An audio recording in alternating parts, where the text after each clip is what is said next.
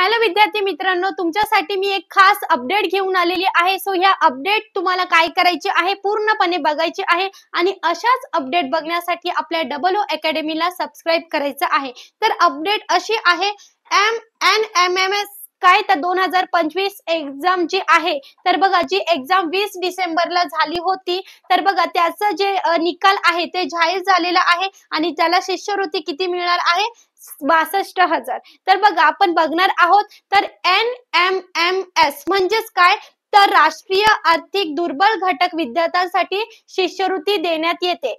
ठीक आहे. सो ह्या आपण त्याची पात्रता काय असणार आहे, त्यानंतर त्याचे उद्दिष्टे काय असणार आहे, हे आपण सगळं पूर्णपणे पाहणार आहोत. तर बघा ही एक काय आहे, तर ही एक राज्य परीक्षा परिषदेमार्फत घेतलेली आहे आणि बघा या परीक्षेचे स्वरूप काय असणार आहे, तर बघा केंद्र शासनामार्फत शिक्षण मंत्रालय भारत सरकार 2007 ते 8 पासून आर्थिक दुर्बल घटक विद्यार्थ्यांसाठी सदरची परीक्षा इयत्ता 8वी साठी सुरू केली आहे. तर ही NMMS ची एक्झाम आहे, परीक्षा आहे, ती 8वीचे विद्यार्थी देऊ शकणार आहेत. सो ही शिष्यवृत्ती पात्र ठरलेल्या विद्यार्थ्यास, आता ज्याला शिष्यवृत्ती म्हणजे तो पास झालेला आहे, म्हणजे तो पात्र आहे त्या एक्झाम साठी, सो तो पास झालेला आहे, तर त्याला जी शिष्यवृत्ती मिळणार आहे ती काय दर महिन्याला 1,000 रुपये मिळणार आहे आणि वार्षिक म्हणजे त्याचे जे जमा काय होणार आहे, तर 12,000. तर बघा ही शिष्यवृत्ती 12वी पर्यंत तुम्हाला मिळणार. ठीक आहे. त्यानंतर काय आहे, तर बघा पात्रता काय, तर महाराष्ट्र राज्यातील कोणत्याही शासकीय शासन मान्य अनुदानित स्थायिक स्वराज्य संस्थेतील इयत्ता 8वी मध्ये शिकत असलेल्या आणि खालील अटी पूर्ण करणाऱ्या नियमित विद्यार्थीनीस या परीक्षेत बसता येते. तर कोणत्या विद्यार्थ्यांना परीक्षेत बसू शकतात, तर बघा जे अनुदानित म्हणजेच काय, जे सरकारी शाळेमध्ये आहेत. ठीक आहे. जे सरकारी शाळेमध्ये आहेत तर ते ह्या एक्झाम साठी काय करू शकतात, तर पात्र ठरू शकतात, तुम्ही ही एक्झाम देऊ शकतात. तर ह्यांचं आता ह्या एक्झाम साठी बसण्यासाठी त्यांच्या जे आई वडील आहेत त्या पालकांचे उत्पन्न किती असले पाहिजे, तर हे उत्पन्न 3,50,000 पेक्षा पण कमी असलं पाहिजे. सो जेव्हा हे उत्पन्न तुमचे 3,50,000च्या कमी असेल तर तुम्ही ह्या एक्झामला बसू शकता आणि नसेल तर बघा तुम्ही ते आर्थिक वर्षाचा जो उत्पन्नाचा दाखला आहे तो शाळेच्या मुख्याध्यापकांकडे काय करायचंय, जमा करायचा आहे.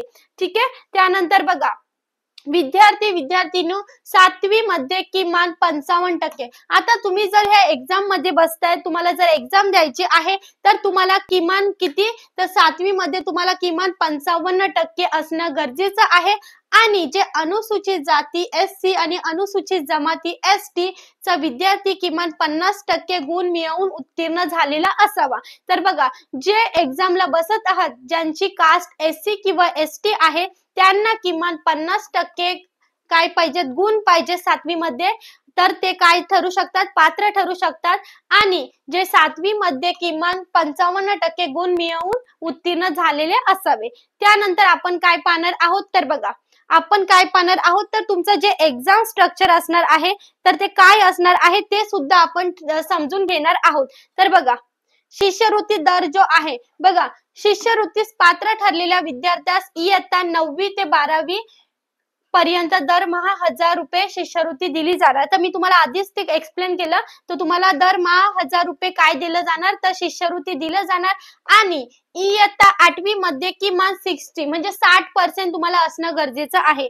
तुम्हाला किमान 60% हे 10वी मध्ये असणं गरजेचं आहे आणि जे जाती जमाती म्हणजे SC आणि ST ह्या कास्ट मधले असतील तर ह्या विद्यार्थ्यांना किमान 55% गुणांची काय पाहिजे, तर आवश्यकता आहे. सो ह्या एक्झाम पॅटर्न कसं असणार आहे ते सुद्धा आपण पाहणार आहोत. बघा तर एक्झाम पॅटर्न काय असणार आहे समजून घ्या. बघा तर विषयाचे नाव आपण पाहणार आहोत, काय काय असणार आहे, जे कशामध्ये आपण पाहत आहोत, NMMS. ठीक आहे. NMMS 2025. ठीक आहे. तर बघा या विषयाचे नाव बघा काय असणार आहे, पहिले मेंटल एबिलिटी म्हणजेच काय, तर बौद्धिक क्षमता चाचणी, हे सुद्धा माहित असणं गरजेचं आहे सगळ्यांना. ठीक आहे. हे किती मार्क्सला असणार आहे, एकूण गुण 90 असणार आहे आणि द्वितीय काय असणार आहे बरं, बघा द्वितीय जी परीक्षा असणार आहे ते काय, शालेय क्षमता चाचणी. ठीक आहे, हे सुद्धा किती मार्क्सला असणार आहे? शालेय क्षमता चाचणी सुद्धा किती मार्क्सला असणार आहे बरं? तर 90 मार्क्सला. ठीक आहे, आणि ह्याचं जे पात्र म्हणजे किती पर्सेंटेज तुम्हाला पाहिजे तेव्हा तुम्ही पात्र ठरणार, तर 40% तुम्हाला याच्यामध्ये हवेत.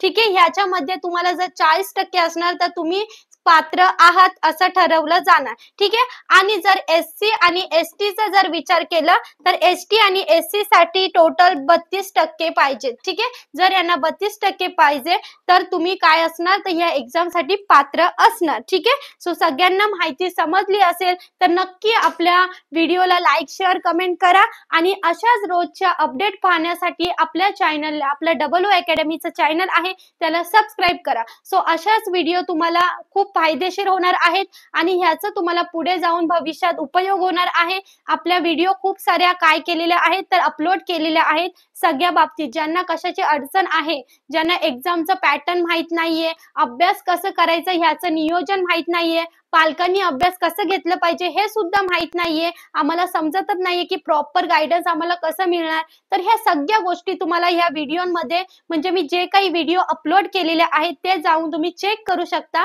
आणि त्या व्हिडिओमध्ये बघू शकता. सो तुम्हाला सगळं काही दिलेलं आहे, फक्त तुम्हाला बघायचं आहे व्हिडिओ आणि त्यानुसार काय करायचंय तर त्या गोष्टी फॉलो करायच्या. सो व्हिडिओ आवडला असेल तर नक्की लाईक, शेअर, कमेंट करा आणि आपल्या डबल ओ अकॅडमीला नवीन असाल तर सबस्क्राईब करा. Thank you so much.